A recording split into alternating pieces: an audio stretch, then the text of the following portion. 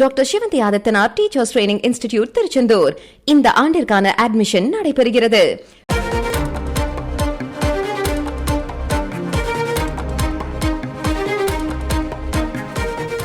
சென்னையில் அடுத்த 3 மணி நேரத்திற்கு மழைக்கு வாய்ப்பு இருப்பதாக வானிலை ஆய்வு மையம் தகவலை வெளியிட்டிருக்கிறது. விவரங்களை செய்தியாளர் தாய்மானவனிடம் கேட்போம்.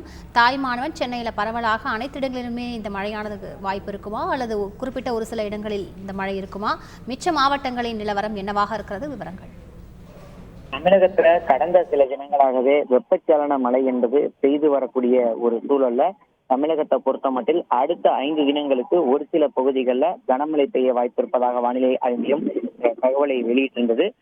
இந்த நிலையில தான் தலைநகர் சென்னையை பொறுத்த மட்டில் காலை முதலே வானம் பொதுவாக மேகமூட்டத்துடன் காணப்பட்டு வரக்கூடிய நிலையில் சென்னையில் தற்போது மழைக்கு வாய்ப்பு இருப்பதாக வானிலை ஆய்வு மையம் தகவலை வெளியிட்டிருக்கிறது.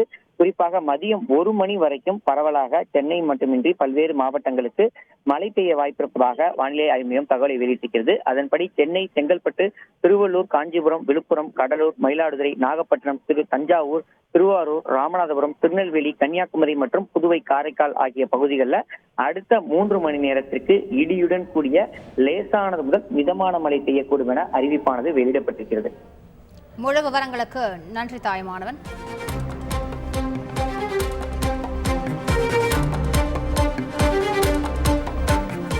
Doctor Sivanthi Adithanar teachers training institute Tiruchendur.